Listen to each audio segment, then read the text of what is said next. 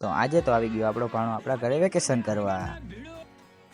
Hello મિત્રો, કેમ છો બધા? મજામાં? સ્વાગત છે તમારું નવા મિની વ્લોગમાં. તો આજે આપણે તેડવા જઈએ છીએ આપણા ભાણાને નર્સરીએ, કારણ કે એ આવી રહ્યો છે આપણા ઘરે વેકેશન કરવા. તો હું બેઠો બેઠો એની જોઈ રહ્યો તો રાહ.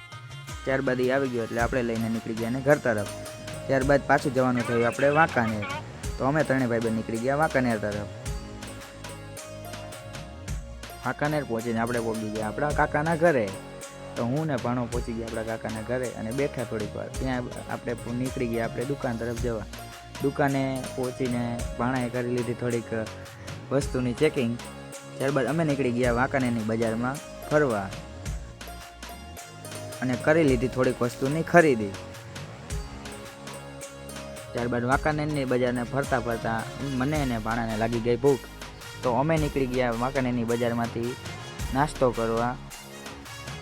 ત્યાં આવી ગયા જકાત નાકે નાસ્તો કરવા.